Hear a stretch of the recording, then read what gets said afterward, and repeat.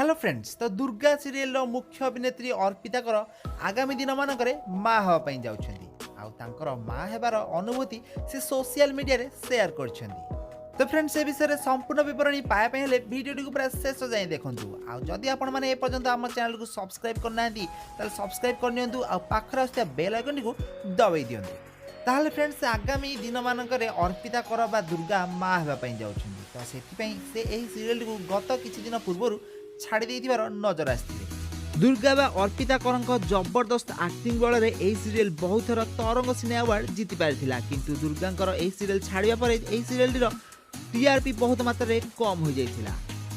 तो फ्रेंड्स आगामी दिन मानकरे दुर्गा बा अर्पिता कर एही सीरियल को रिटर्न करिवे बोली निजर सोशल मीडिया अकाउंट रे निज फैन मानकु जणाइछन्ती। तो वर्तमान दुर्गांकर नवम मास चालुथिला बेले आगामी किछि दिन भितरे से माँ हेबा पई जाउछन्ती आउ से माँ हेला परे तांको शिशुपुत्र बा शिशुकन्या सह किछि दिन कटै से पुणी थरे एही सीरियल को रिटर्न करे बोली निज फैन मानकु जणाइछन्ती।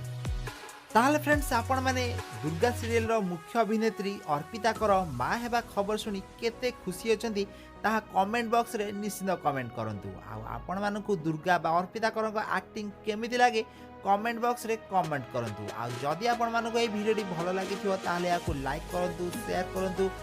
एई भली हॉलीवुड आउ सीरियल दुनिया रो टिकनिकी खबर गुड़िक विषय जानिबा पई हेले आज ही हमर एई चैनल को सब्सक्राइब करी पाखरे आसिया बेल आइकन को दबाई दियंतु।